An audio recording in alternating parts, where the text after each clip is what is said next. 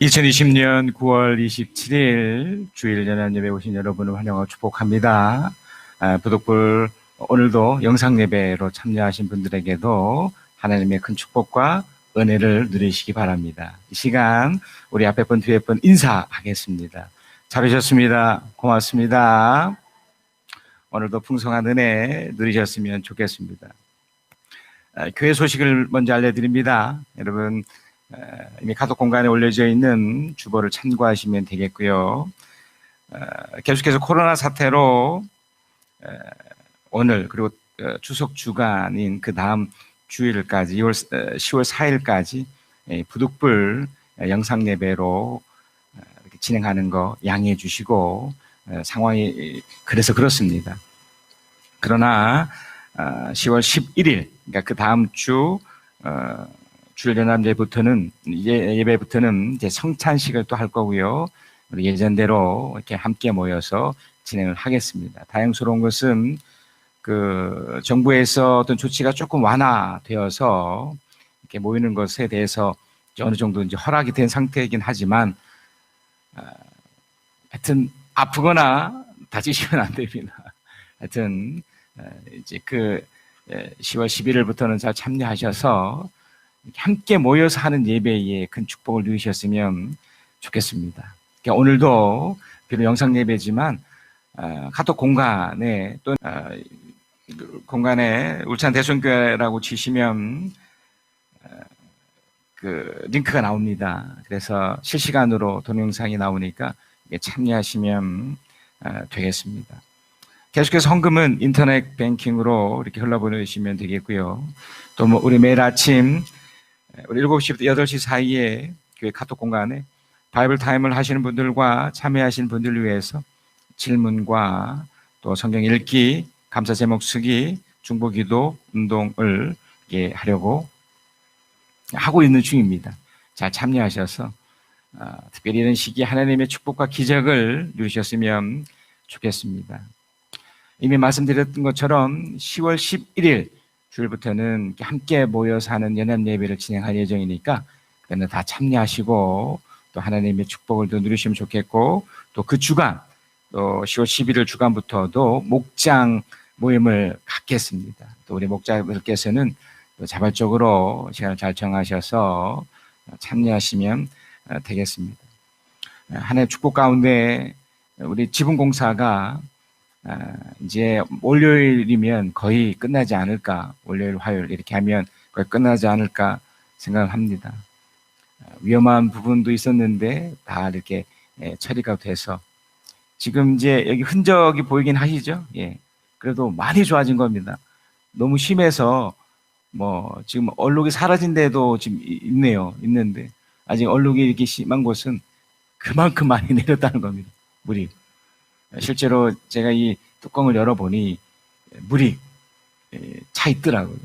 하나님의 은혜로 이번 공사를 통해서 이후에 어떤 태풍이 불고 이렇게 비가 내려도 비가 새지 않는 좋은 공간이 되기를 또 이렇게 바랍니다. 우리 11월 달에는 21일간 다니엘 기도회가 진행되려고 합니다. 또 잘 참여하셔서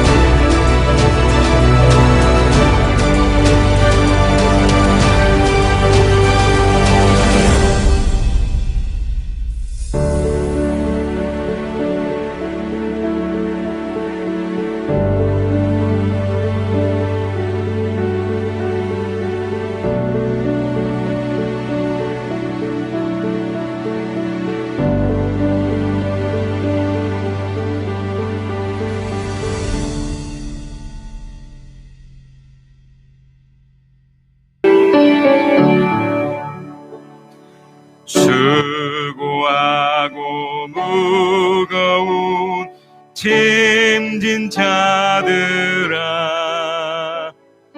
다 내게로 오라 다 내게로 오라 내가 너희를 쉬게 하리라 내가 너희를 쉬게 하리라 내 평생 사는 동안 주 찬양하리 여호와 하나님 내 주를 찬양하리 주님을 묵상함이 즐겁도다 내 영혼 주 안에서 참 기쁘리 내 영혼아 주님을 송축하라 내 영혼아 주님을 찬양하라 내 영혼아 주님을 송축하라 내 영혼아 주님을 찬양하라. 이제 우리 신앙 고백을 하겠습니다. 우리의 신앙 고백입니다. 사도신경으로 내시는 고백을 할 건데요. 나는 무엇을 믿습니까? 나는 전능하신 아버지 하나님 천지의 창조주를 믿습니다. 나는 그의 유일하신 아들 우리 주 예수 그리스도를 믿습니다. 그는 성령으로 잉태되어 동정녀 마리아에게서 나시고 본디오 빌라도에게 고난을 받아 십자가에 못 박혀 죽으시고 장사된 지 사흘 만에 죽은 자 가운데서 다시 살아나셨으며 하늘에 오르시어 전능하신 아버지 하나님 우편에 앉아 계시다가 거기로부터 살아있는 자와 죽은 자를 심판하러 오십니다. 나는 무엇을 믿습니까? 나는 성령을 믿으며 거룩한 공교회와 성도의 교제와 죄를 용서받는 것과 몸의 부활과 영생을 믿습니다. 아멘. 주 없이 살 수 없는 죄인의 구주여 그 귀한 보배 피로 날 구속하소서 구주의 사랑으로 흘리신 보혈이 내 소망 나의 위로 내 영광 됩니다.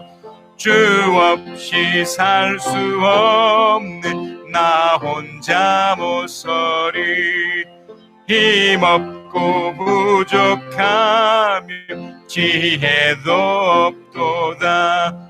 내 주는 나의 생명 또 나의 힘이라 주님을 의지하여 지혜를 얻으리. 주 없이 살 수 없는 내 주는 아신다. 긍령이 깊은 간구 마음의 소원을 주밖에 나의 마음이 알아주리요.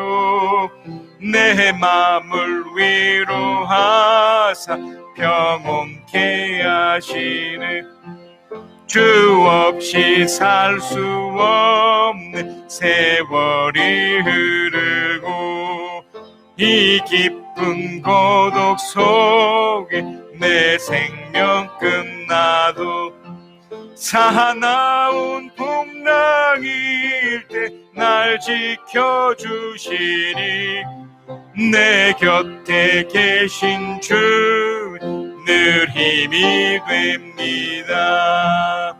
속죄하신 구세주를 내가 찬송하리라. 내게 자유 주시려고 주가 고난 당했네. 크신 사랑 사랑 찬양하리. 나의 죄 사하려고 십자가에 죽임 당함. 나의 주 찬양하리. 내가 구원받은 증거 기뻐 찬양하리라. 내 죄 모두 담당하신 주의 사랑 크셔라. 크신 사랑 찬양하리. 나의 죄 사려고 십자가에 죽임 당함. 나의 주 찬양하리. 승리하신 구세주를 내가 찬송하리라. 죄와 죽음 지옥 권세 주가 모두 이겼네. 크신 사랑 찬양하리. 나의 죄 사하려고 십자가에 죽임 당함. 나의 주 찬양하리. 고마우신 구세주를 내가 찬송하리라. 죽음에서 생명으로 나를 인도하셨네. 크신 사랑 찬양하리. 나의 죄 사하려고 십자가에 죽임 당함. 나의 주 찬양하리. 사랑이 많으신 하나님, 감사합니다. 하나님의 사람들이 이곳에 모여서 함께 드리는, 소수지만 이렇게 예배 드리는 사람으로 세워주시고 또 영상으로나마 주님 앞에 예배하며 이렇게 참여하게 하심을 감사합니다. 삶의 여정이 힘들고 어렵다 할지라도 하나님을 인식하고 하나님이 눈에 보이지 않지만 삶의 현장에서 곳곳에서 도와주심을 알고 또 그렇게 여기며 살아가는 하나님 사람 있게 하심을 감사합니다. 그러나 하나님, 우리가 감사하고 우리가 주님을 의지함에도 우리 마음 한구석에는 여전히 불안이 있고 근심이 있습니다. 삶이 어렵기 때문에 더욱더 주님이 필요한 것을 알지만 주님이 현실적으로 도와주셔야겠습니다. 육체적인 어려움을 겪으신 분들, 또 재정적인 어려움이 있으신 분들, 또 코로나 때문에 또 사회의 여러 가지 현실들 때문에 고통받고 힘들어하는 분들이 있기 때문에 하나님, 그들이 현실적으로 도움을 받을 수 있도록 하나님 오늘도 역사하시고 함께 하시고 도와주시옵소서. 하나님, 특별히 이 시간 귀한 예물을 드리는 손길들이 있어서 기도합니다. 하나님, 11조로 드리는 손길을 주님 기억하여 주시옵소서. 주신 이도 하나님이고 가져갈 일도 하나님이라는 이 단순한 논리 속에 또 11조를 통한 하나님의 축복과 하나님의 은혜를 알기 때문에 기꺼이 흘러보내는 이 귀한 하나님의 사람들을 주께서 축복해 주시고 놀랍도록 더 풍성한 것으로 체험받게 하여 주시옵소서. 특별히 하나님, 하나님의 기업 조숙인 4년의 시간 지켜주시고 유학생을 무사히 마치고 주님께 예배하는 자가 되기를 기도드리는 그 감사의 제목을 담은 어머니의 기도가 있습니다. 하나님, 이 자매가 어떻게 살았는지 우리는 압니다. 고통이 있었고 힘듦이 있음에도 하나님 그 신앙을 잘 버티며 이기며 무사히 그 힘든 과정을 마쳤다는 것을 우리는 알기 때문에 주님, 이 자매를 마음껏 축복해 주시고 또 이걸 통해서 하나님 그 다음 일들, 그 다음 여정을 열어주셔서 이 자매가 아름답게 주님께 쓰임받는 것을 보게 하여 주시옵소서. 더 많은 감사와 더 많은 행복이 넘치도록 그리스도 역사하여 주시옵소서. 또 하나님, 주정 헌금으로 드린 손길들이 있습니다. 곳곳에서 하나님, 이 주일 우리 생일과 같은 이 날, 이 행복한 이 날, 이것을 기념하고 기억하기에 이 귀한 예물을 드렸사오니 하나님, 드린 손길 그 마음 중심을 아시오니 하나님, 더 많은 것으로 채워주시고 날마다 행복과 기쁨이 넘치도록 역사하시고 함께하여 주시옵소서. 그런 하나님 안에나 혹여나 이 재정 때문에 물질 때문에 시험 들지 않게 하여 주시옵소서. 이미 고백했던 것처럼 주신 이도 하나님이고 가져갈 이도 하나님이십니다. 생사화복과 흥망성쇠가 다 주님 손 안에 있는데 우리가 불평한들, 우리가 불안해한들, 우리가 원망한들 뭐가 달라지겠습니까?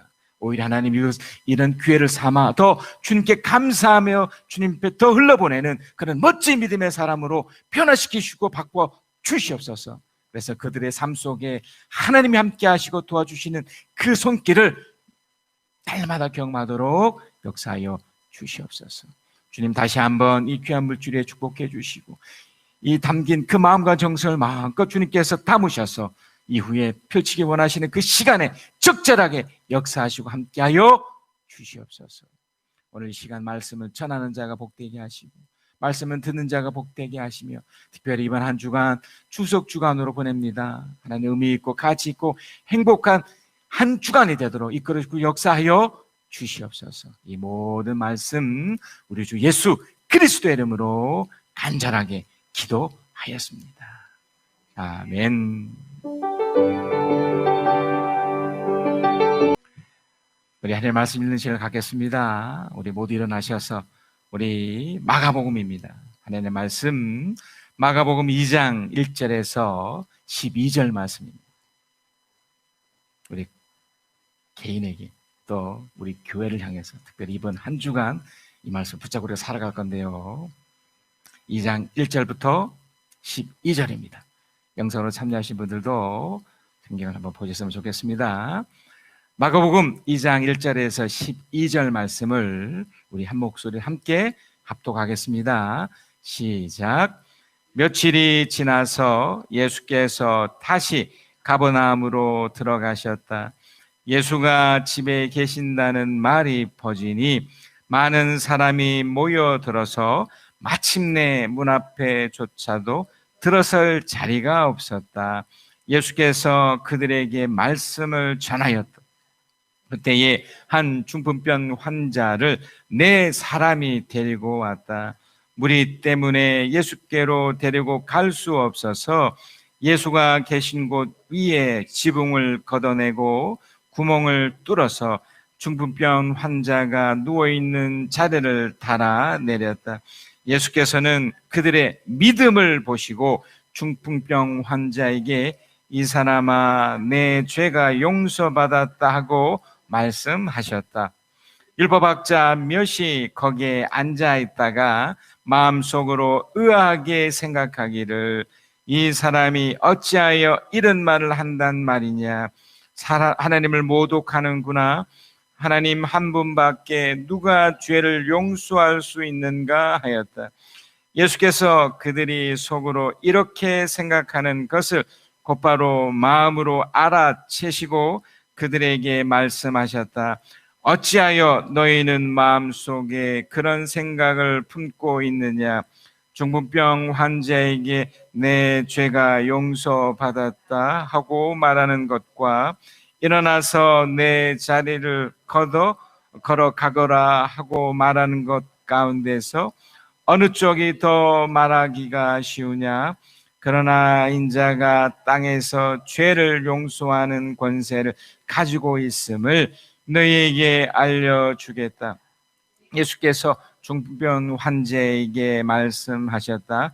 내가 네게 말한다. 일어나서 내 자리를 걷어서 집으로 가거라. 그러자 중풍병 환자가 일어나 곧바로 모든 사람이 보는 앞에서 자리를 걷어서 나갔다. 사람들은 모두 크게 놀라서 하나님을 찬양하고 우리는 이런 일을 전혀 본 적이 없다 하고 말하였다. 앉으시고 우리 옆에 분 뒤에 분들 우리 축복 나눔을 하겠습니다. 축복은 위대한 겁니다. 특별히 이런 상황 속에서 우리 영상에서도 보셨죠? 쓰레기가 작품이 되지 않습니까? 우리 인생도 분명히 그렇습니다. 근데 거기에 중요한 키가 있습니다. 그게 뭘까요? 감사하는 거죠.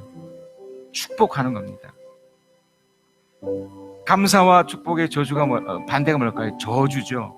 또 원망이죠. 근데 놀라운 것은 그대로 됩니다. 특별히 이번 주간은 추석 주간입니다. 믿지 않는 사람들도 그 주간만큼 또 그날만큼은 좀 의미 있게 보내려고 하지 않습니까? 저도 저 개인적으로 좀 이렇게 신앙적으로 좀 의미 있는 시간을 저 개인적으로 보내려고 할 건데 좀 기도를 갈 마음도 있는데 그 이유는 제가 놓친 게 있어서 그렇습니다. 주신 은혜, 베푸셨던 이 모든 것에 대한 내가 감사를 잊고 있지 않았나. 어느 틈엔가 불평이 생기고요, 또 어느 때 이렇게 원망이 생기는 저 자신을 봅니다. 이번 주간에 특별히 감사와 또 축복이 자기 자신을 향해서도 그렇고 소중한 이들에게도 흘러갔으면 좋겠습니다. 저는 계속해서 예수 그리스도의 기적에 관련된 이야기를 나누고 있습니다. 우리 숙인 자매가 결국 그것을 해낸 거죠. 그래서 우리에게 좋은 모델이 되는 겁니다. 우리 인생이 다 이런 식으로 흘러가지 않겠습니까? 뭔가를 기대하고 바라는데 생각처럼 안 돼요. 그럴 때 우리는 곧잘 하기 쉬운 걸 하죠. 왜 이렇지 하면서 불평하고 불만 갖고 그래서 원망하는 것으로 가게 됩니다. 그런데 분명히 그 과정에서 하나님은 언제 오늘 본문에도 그 얘기가 나오지만 두 가지를 보고 싶어 하십니다. 어떻게 이 상황을 볼 것인가. 한쪽은 말 그대로 원망하고 불평하는 것으로, 그러나 또 한쪽은 어떨까요? 분명 무슨 뜻이 있어. 그래서 버티고 견디면서 감사로 오려 나가는 거죠. 그래, 무슨 이유가 있기 때문에 하나님이 이렇게 하시는 거야. 내가 어렵지만 힘들지만 고통스럽지만 결국 해냅니다. 이게 중요하지 않겠습니까? 그래서 예수 그리스도의 기적이 진행될 때는 반드시 무엇에 대한 기적이겠습니까? 어려움이 있고 고통이 있고 어려움이 있는 것 속에서 결국 기적이라는 것으로 드러나는 거잖아요. 물론 하나님의 구원에 있어서 기적이 필요 없을 수도 있습니다. 그냥 당신의 말 한마디로 이렇게 구원시키면 그만이실 텐데도 어쩌면 우리에게 마치 영화를 찍을 때, 영화를 이렇게 볼 때 나타나는 그런 기승전결이 생기는 것처럼 우리들에게 어떤 그런 주인공의 그 모습처럼 우리들에게 이렇게 뭔가를 이렇게 보여주고 싶으신 거죠. 그래서 그 과정을 우리가 잘 통과해야 되는데 그 과정 속에 나타나지는 것들을 결국 그리스도의 기적이냐 아니면 그리스도의 경고냐로 나타나지도록 해야 됩니다. 오늘 본문에도 이제 그 이야기가 진행이 됩니다. 며칠이 지나서 예수께서 다시 가버나움으로 들어가셨다. 왜 들어가셨을까요?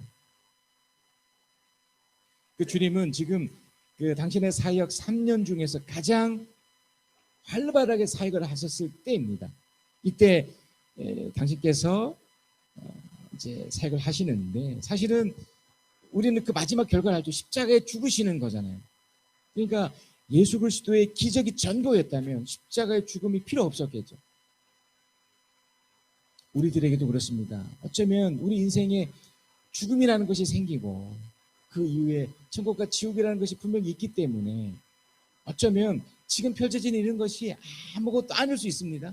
그 죽음 앞에서, 그 심판 앞에서 아무것도 아닐 수 있습니다만 아직 우리가 건강하게 살기 때문에, 아직 우리가 뭔가 이 땅을 살아가기 때문에 이게 필요하죠. 그래서 여러분, 예수 그리스도의 기적은 어떻게 전부가 아닙니다. 우리의 전부는 죽음 이후의 것이죠. 그러나 이 땅에 살면서 주님께서 이 기적이 필요하시기 때문에 우리들에게 어떻게 보면 좀 더 이 고달픈 인생 속에서, 이 힘겨운 이 인생 속에서 하나님의 은혜, 하나님의 그 축복을 좀 더 극적으로 맛보게 하시기 위해서 이 기적이 필요한 거예요. 기적이 사실 없어도 됩니다만 힘들잖아요. 어렵잖아요. 하나님은 눈에 보이는 당신의 능력을 나타내 보여주기 위해서 이 방법을 쓰시는 거죠. 그래서 예수님이 이 땅에 오셨고, 비록 십자가가 있지만 이 땅을 사시면서 당신이 계시면서 당신의 사역을 하셨습니다. 그래서 갈릴리라는 그 지역, 자기가 자라났던 그 지역, 가버나움이라는 곳으로 또 가신 거죠. 거기서 이제 뭘 하시려고요? 예, 예수께서 집에 계시다는 말이 퍼지니 많은 사람이 모여들어서 마침내 문 앞에 조차 들어설 자리가 없었다. 예수께서 그들에게 말씀을 전하셨다. 이거 하기 위해서 오신 거예요. 예수 그리스도의 기적도 결국 계속해서 같은 어떤 패턴이 하나 생겼죠. 말씀을 전하십니다. 그러니까 하나님 말씀을 나타내기 위해, 하나님의 말씀을 증가하기 위해서 그분 오신 겁니다. 그러니까 예수 그리스도의 기적도 결국 예수 그리스도의 말씀이라는 전제가 없으면 의미가 없습니다. 또 기적은 일어나지 않습니다. 우리 주님이 가장 사역적으로 왕성하게 활동하실 때 그 사역의 정점은 말씀 전함이었다는, 말씀 선포였다는 겁니다. 다시 가버나움에 가셔서도 이 말씀을 전하셨던 겁니다. 그래서 그 말씀을 듣는다는 것이, 그 말씀을 우리는 이미 기록된 말씀이 가지고 있는 거잖아요. 그때는 흘러들어는 이렇게 들리는 소리밖에 없었지만 우리는 이미 시간이 많이 흘렀음에도 불구하고 기록된 말씀을 갖고 있잖아요. 엑기스 같은, 특히 예수님에 관련된 마태, 마가, 누가, 요한이라는 이 특별히 예수에 관련된 그런 기록을 남긴 이 사람 때문에 말씀이 보존되어 있고 말씀을 우리가 듣고 있고 보고 있고 소유할 수 있는 거죠. 자, 한 번 더 말씀드립니다. 말씀을 소중히 여기셔야 돼요. 왜냐하면 이 말씀으로 인해서 모든 것의 키가 이 속에 담겨있기 때문에 그렇습니다. 예수님의 말씀을 전하지 않았는데 어떻게 사람들이 몰려왔을 거며, 예수님이 그 말씀에 근거된 기적이 일어나지 않았는데 어떻게 예수님이라는 사실을 알았겠습니까? 물론 이후에 십자가의 죽음이라는 또 다른 반전을 하시지만 이 사람들로 하여금 눈에 보이는 당신의 기적을 일으키고 싶었던 거예요. 그래서 아니나 다를까 많은 사람들이 예수님께 모인 겁니다. 자, 근데 여기서도 우리 저번 주에 봤던 것처럼 특별한 한 사람이 등장하죠. 예, 맞습니다. 중풍병을 앓는 한 사람이 있었습니다. 중풍병을 앓고 있는 이 사람이 있었습니다. 그런데 지금 이곳에는 이 사람 혼자만 있는 게 아니죠. 이미 많은 사람이 모여 있었다고 그랬지 않습니까? 누가복음에 보니까 누가복음에는 이렇게 돼 있습니다. 갈릴리 및 유다의 모든 마을과 예루살렘에서 온 바리새파 사람들과 율법 교사들이 둘러앉아 있었다. 누가복음에는 아주 단순한 이런 표현 속에 이런 표현이 있습니다. 예수께서 병을 고치셨다, 이렇게 되어 있습니다. 그러니까 많은 사람들이 있는데 그 중에 율법학자 이런 사람들이 있어서 뭔가 말씀이라는 걸 지금 가르치는데 누가는 병 고쳤다라는 결론을 내버려요. 이게 뭔가 말씀과 뭔가 지금 연관이 있다는 거잖아요. 이 병 치료가. 더군다나 율법학자 성경에 대해서 많은 사람들이 둘러 있었어요. 그 사람들 중에 누가 있었던 거죠? 중풍병자가 있었던 거예요. 여러분, 중풍병이 어떤 병인 줄 아시죠? 예. 현대의학이 이전보다 훨씬 더 이렇게 발달돼서 이 병을 나름대로 이렇게 분석을 했습니다. 뇌에 출혈이 일어나는 거랍니다. 그러니까 뇌가 굉장히 복잡한 구조로 되어 있잖아요. 그 뇌에 어떤 피가 터졌을 때 생기는 그 병인데, 이게 이렇습니다. 몸의 한쪽 또는 온 몸이 마비되거나 또는 말을 하거나 음식을 이렇게 잘 먹을 수 없는, 그리고 몸을 마음대로 움직이지 못하는 이런 것이 이렇게 결과물로 나타나요. 그리고 또 이게 전조 현상이 있답니다. 말을 어눌하게 하고 뭐 횡설수설하고 한쪽 눈이 안 보이거나 또 심장이 아프거나 또 한쪽 팔다리가 힘이 없거나 빠지거나 또 갑작스러운 두통, 또 뭐 구토 현상, 이런 것들이 있죠. 그러니까 이건 이제 현대 의학에서 이제 임상 실험을 한 거잖아요. 또 많은 사람들 이렇게 관찰해 보니 이런 증상이 있더라. 그래서 이런 결과가 있더라. 그러니까 한의학에서는 이게 중풍병이라고 하고요. 그래서 이제 뇌출혈로 인한 병이라고 합니다만, 왜 일어났을까요? 현대 의학에서는 이렇게 얘기를 하더라고요. 이게 왜 일어났을까로 봤을 때, 우리 뇌 쪽에, 그러니까 우리 몸이 노화가 되면 자연스럽게 혈관도 이렇게 늙어가니까 아마 그래서 그곳에서 이제 피가 터져서 그렇게 됐을 것이다. 또 하나는 뭐 고혈압, 또 당뇨, 심장 질환, 뭐 동맥경화증 이런 기저 질환이 있는 분들이 걸린다. 뭐 이렇게. 또 하나는 흡연, 음주, 스트레스의 환경, 또 비만, 운동 부족. 이런. 가만히 보면 현대 이야기에서 다 이런 것들이 다 있잖아요. 병에 걸리는 원인이 이렇다. 그런데 우리가 이제 놓치고 있는 게 뭐냐면 이건 하나의 현상이잖아요. 그러니까 눈에 보이는 이런 원인들도 있지만 사실은 눈에 보이지 않는 원인이 있지 않겠습니까? 그게 뭘까? 그리고 오늘 이 본문을 통해서 우리가 새롭게 발견해야 되고 새롭게 알아야 될 게 바로 이 부분입니다. 자, 이 중풍병을 아는 이 사람이 분명 이런 현대의학에서 나타났던 이 병을 앓는 이 사람이 예수님께 왔어요. 그런데 혼자 온 것이 아니고 네 사람이 들 것을 들어서 여기까지 온 거예요. 그래서 이 마가복음에 이런 표현이 있습니다.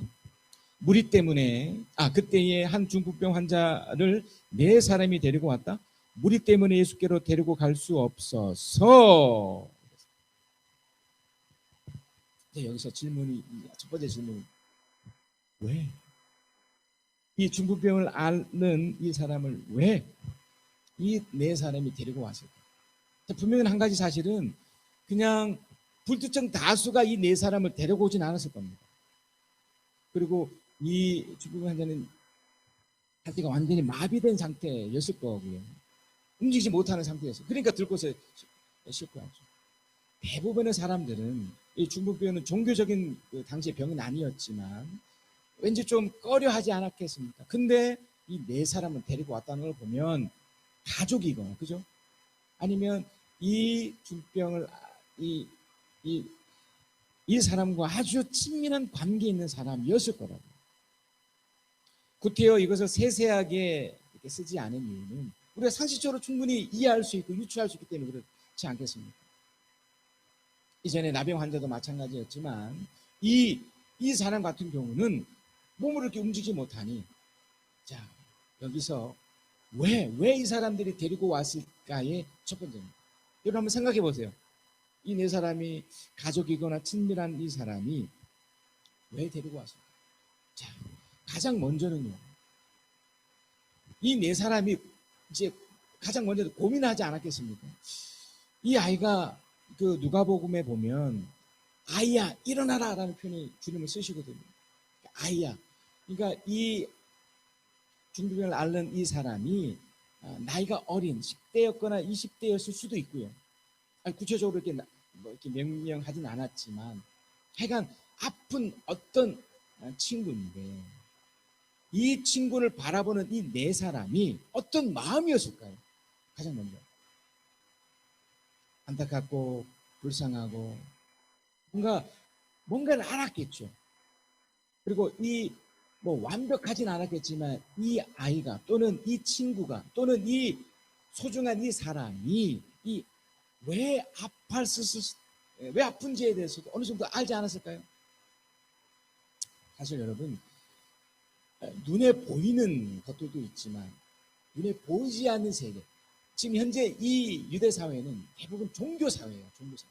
그러니까 하늘과 관계에서 생각하는 법들이 아주 어릴 때부터 인식되고 있었습니다. 이 네 사람은 이 사람이 지금 현대 이야기에서 그냥 현상학적으로 뭐 스트레스 아니면 다른 여러 가지로 이런 병을 알았겠다.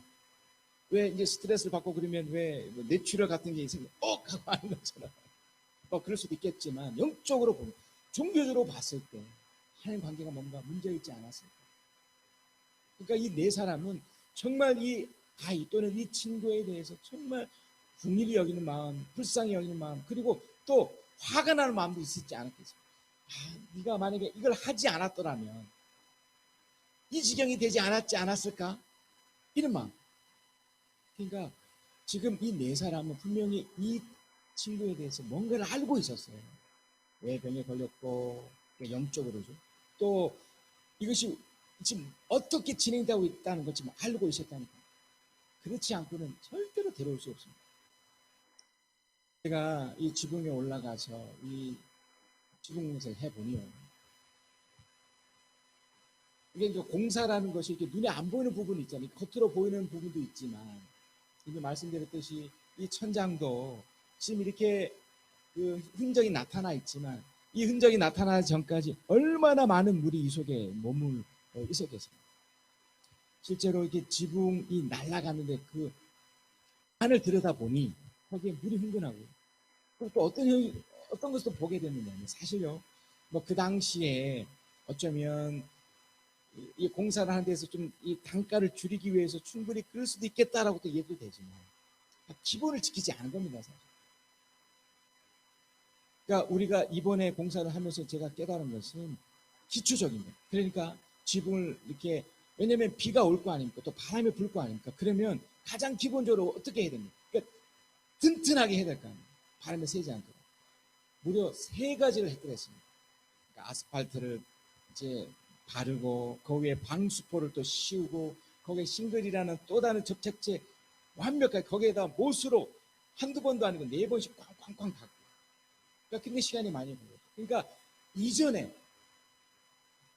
했던 걸 보니까 이전에는 그런 걸 하지 않아요. 그냥 싱글만 올려놓은 거예요.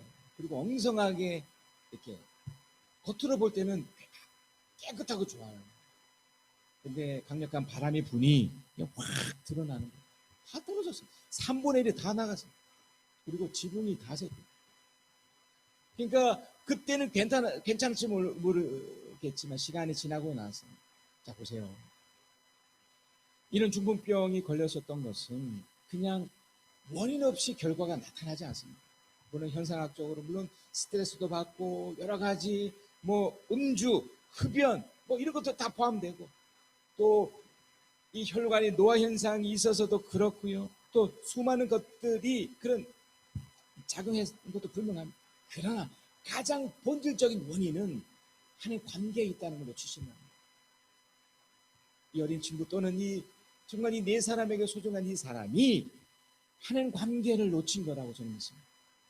뭔가 하나님 앞에서 뭔가 잘못된 무언가가 있었다는 겁니다. 자 보십시다.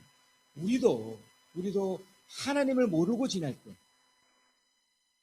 일어나는 현상들, 그러니까 부정적인 일이 일어났었을 때는 주로 어떻게 생각했습니까?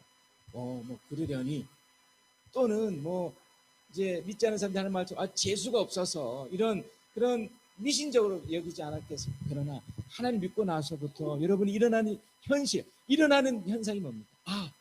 어떤 부정적인 일이 났었을 때 내 신앙을 점검하는 이런 훈련이 되어 있으시잖아요. 내가 하나님 앞에 바로 서 있지 않아서 그렇지 않은 걸까? 내가 정말 하나님 앞에 바른 기도를 하지 않아서 내가 흘러보냄을 하지 못해서 이건 신앙인의 정상적 반응입니다. 그래서 이 4사람이 결국 이 2번째 그 원인을 정확히 알았기 때문에 단순히 현상학적이 아니라 그 본질적인 원인을 알았기 때문에 그들이 어떻게 했느냐면 예수께 찾아옵니다. 어떻게 보면 의사를 찾아갈 수 있지 않았겠습니까? 물론 뭐 얼마나 많은 노력도 했겠습니까? 그러나 이 사람들은 어떻게 합니까? 예수께 찾아옵니다. 예수께 찾아왔는데 보통으로 찾아온 게 아니라 우리가 좀 전에 읽었지만 그때 한 중부 변자가 4사람을 데리고 왔다. 무리 때문에 예수께로 데리고 갈 수 없어서 예수가 계신 곳 위에 지붕을 걷어내고 구멍을 뚫어서 중풍 환자가 누워있는 자리를 달아 내렸다. 그래서 예수 만나기 위해서 이 중풍병자 아마 본인도 원했을 거고요. 뭐 본인이 원치 않는데 그렇게 좀 왔겠습니까? 의식은 분명히 있었고 그러니까 왔을 거고요. 이 4사람도 어떤 거예요? 그래 예수가 아니면 답이 없다. 이걸 뭐 스트레스니 뭐니 수많은 머리를 아무리 찾아도 결국 이것 때문에 온 겁니다.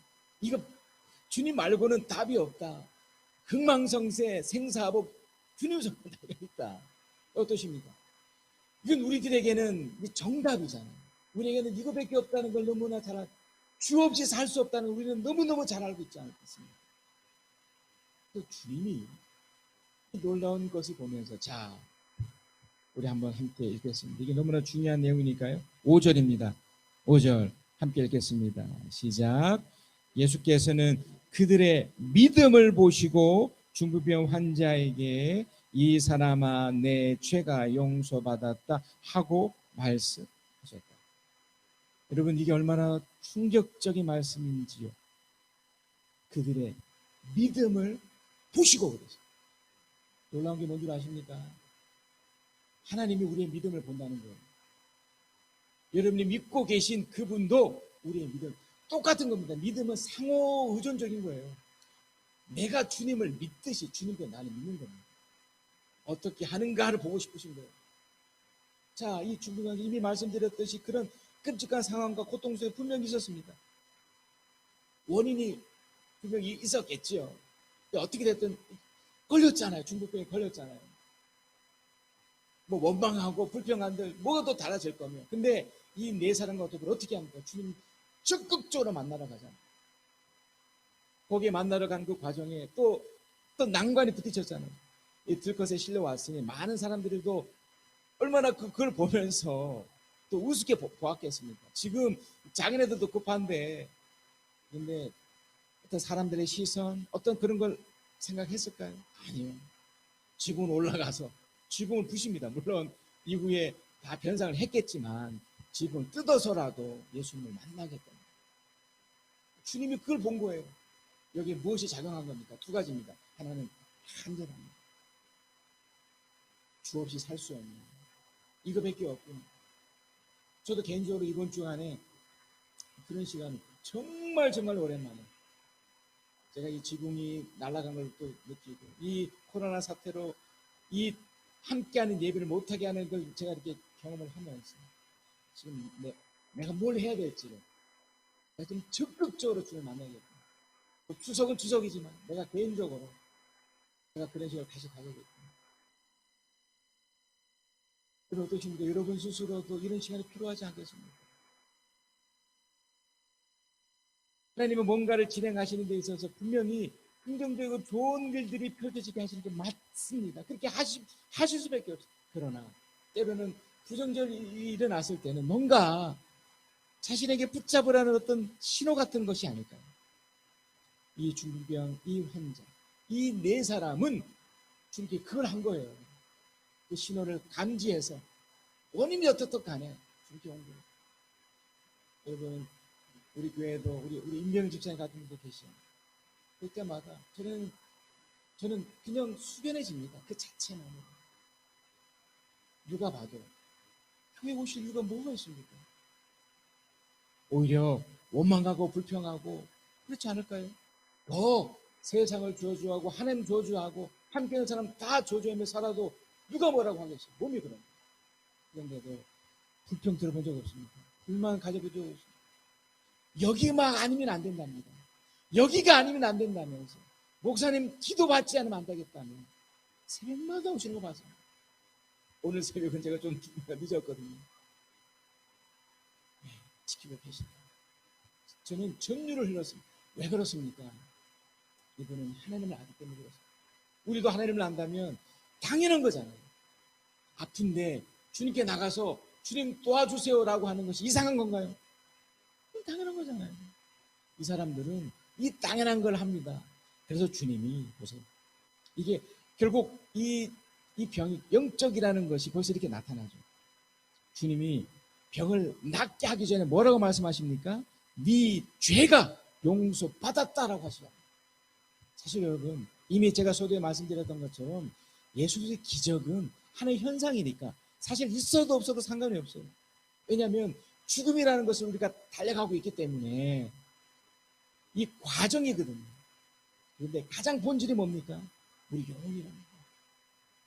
우리 영혼이 사실 우리가 근심하고 불안해하고 이렇게 막 그 모든 고통처럼 여기는 것들이 영혼이 편안해지면 우리가 내면 우리 이 가슴 안에 있는 우리 성령과 더불어 함께 있는 이 공간 안에 있는 이것이 편안해지고 기뻐해진다면 사실 불안하지 않습니다. 그래서 현실이 부정적이고 안타까운 일이 펼쳐지지 할지라도 왜요?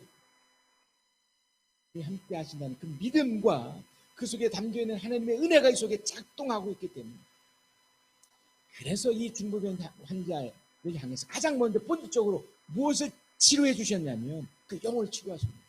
네 죄가 용서받아. 우리가 이후에 우리 주님을 눈으로 볼 날이 반드시 올 때가 올 텐데 그때 우리는 이걸 먼저 확인할 겁니다. 네 영혼이 구원받았다. 네 죄가 용서받았다는 것을 확인하게 될 겁니다. 놀랍지 않습니까? 이 광경을 보고 있던 이 율법학자, 이 바리새인들이 그러니까 신앙을 오해해 버렸습니다. 이 사람이 어찌해서 이런 말을 한단 말인가? 누가 죄를 용서할 수 있는가? 누가 용서할 수 있는가? 예수님이 한 번 더 얘기를 하시죠. 예수께서 그들이 속으로 이렇게 생각하는 것을 곧바로 마음으로 알아채시고 그들에게 말씀하셨다. 어찌하여 너희는 마음속에 그런 생각을 하고 품고 있는가? 중풍 환자에게 내 죄가 용서받았다고 하는 말과 일어나서 내 자를 걷어서 걸어가거라 하고 말하는 것 가운데 어느 쪽이 더 말하기 쉬우냐? 좀 더 쉽게 말씀드리면 지금 이 사람에게 뭐가 가장 먼저 필요하겠느냐? 뭐 걷고 살아가는 거 그보다 본질적으로 영혼이 구원받고 정말 행복, 진짜 기쁨 속에 살아가는 것이 더 중요하다는 걸 얘기하고 있는 거예요. 자, 사람들은 신앙을 우습게 봅니다. 뭐 기도한다고. 그러나 그들이 진짜 현실, 죽음을 직면했거나 정말 그 마지막을 몰라서 그런 소리를 하는 거예요. 정말 이것을 안다면 이런 소리를 못하죠. 오히려 어떻게 합니까? 야, 하나님 정말 살아있구나. 정말 감사하구나. 정말 놀랍구나라고 하지 않겠습니까? 이 중풍병 환자를 향해서 오해하는 사람들도 있었고 잘못 알고 있는 사람도 있었지만 주님은 분명하게 말씀하십니다. 네 죄가 용서받았다. 그리고 어떻게 말씀하십니까? 인자가 땅에서 죄를 용서하는 권세가 가지고 있음을 너희에게 알려주겠다. 예수께서 중풍병 환자에게 말씀하셨다. 내가 네게 말한다. 일어나서 네 자리를 걷어서 집으로 가거라. 비로소 기적이 현상으로 드러났습니다. 내가 바뀌고 내 안에 있는 이 영혼이 구원을 받고요. 더불어 이 외적인 것들도 바뀌는 것이 된 겁니다. 이미 우리 부활 의미도 아시지 않습니까? 부활도 결국은 그걸 나타내시는 거예요. 우리 영혼뿐만 아니라 우리 육체까지도 부활되는 거예요. 그 증명하신 게 예수로서 실제로 부활하신 그 모습이었죠. 우리 거기까지 갈 수 있다고 믿습니다. 오늘 귀한 말씀 속에서 놓쳐서는 안 될 게 있습니다. 이 중풍병 환자가 또 그 네 사람이 자신들이 할 수 있는 믿음을 보여주었어요. 이게 어렵거나 힘든 게 결코 아닙니다. 살아계신 주님, 눈에 보이지 않지만 살아계신 주님 앞에 우리의 믿음을 보여드려야 됩니다. 우리 진심을 담아 지금 이 시대는 더 분명히 확실하지 않겠습니까? 이 코로나 사태로 이런 어려움이 있고 여러분 각자 인생 속에 어려움이 있지만 이럴 때 세상 의지하지 않고 제가 어제 제 아이를 데리고 그 메이크업 하는 데를 가봤는데 정말 많은 사람이 와 있더라고요. 무슨 코로나가 이게 무슨 의미가 있을 정도로 정말 많은 사람들. 저는 거기서 나 자신이 얼마나 정말 아무것도 아닌가. 하나님보다 이 돈 몇 푼에 이 옷에 막 빠져있는 나 스스로 봅니다. 저 옷을 입으면 저렇게 하면 마치 대단한 것 같이 보이면 사실 아무것도 아니잖아요. 신앙은 이 세상보다 하나님을 붙잡고 기도하는 것을 더 소중히 여기는 마음이며 태도입니다. 우리가 계속해서 이혼운동이라는 걸 하고 있습니다. 꾸준히 하고 계신 분들도 있지만 또 그렇지 않으신 분들은 치유됩니다. 인생의 마지막은 우리가 결정하는 게 아닙니다. 하나님이 결정하시고 예수 그리스도의 기적을 맛보고 싶으시다면 예수 그리스도이 내 삶의 또 한 축이 되고 싶으시다면 이 네 사람이 했던 방식으로 사시는 거예요. 그 어떤 것보다 예수 만나는 걸 우선순위로 삼는 거예요. 설교도 한번 꼭 더 들으시고 성경도 꼬박꼬박 읽으시고 이 말씀 붙잡고 한번 몸부림치며 이 땅을 한번 살아보는 겁니다. 세상 의지하지 않고 한번 살아보는 겁니다. 코로나가 아니라 그 이상의 것이 와도 살아보는 겁니다. 태풍이 왜 일어나는지 우리는 압니다. 현상학적으로, 과학적으로 여러 가지 증명이 되겠죠. 뭐 지구온난화 때문에 그렇다. 하지만 그 배후에 우리는 주님이 그렇게 하신 이유를 또 알고 있지 않습니다.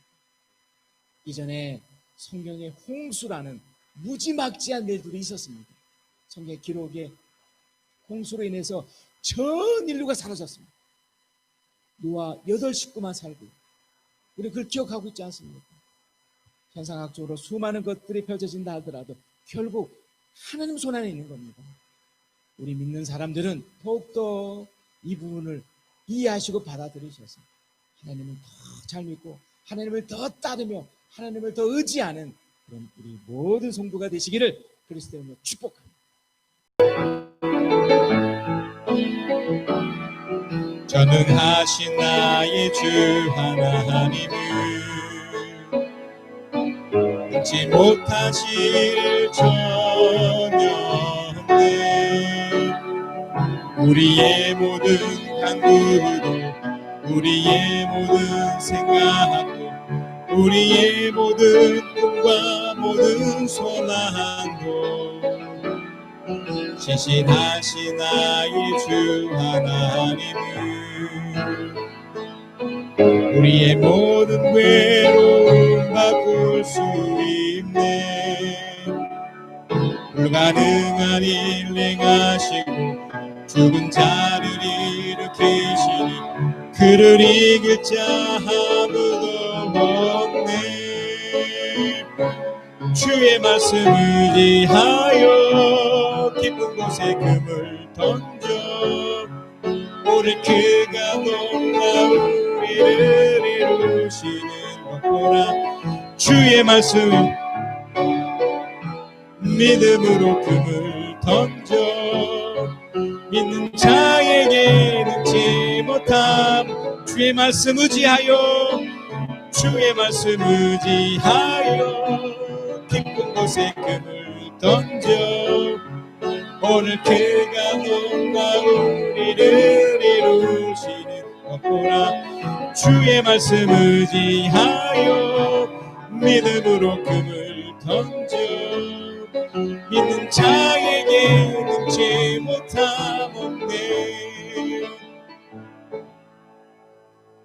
지금은 우리 주 예수 그리스도의 은혜와 아버지 하나님의 크신 사랑하심과 우리 주 성령 하나님의 위로하심 교통하심 함께하심이 주의 말씀을 듣고 깨닫고 간절히 바라고 기대하며 주부병자의 그 네 사람처럼 간절히 주님을 의지하고 찾으며 부르짖으며 찾아간 그 사람들처럼 그렇게 살아가며 그렇게 되기를 소망하는 하나님 사람들 위에 지금 영혼까지 함께 계실지어다.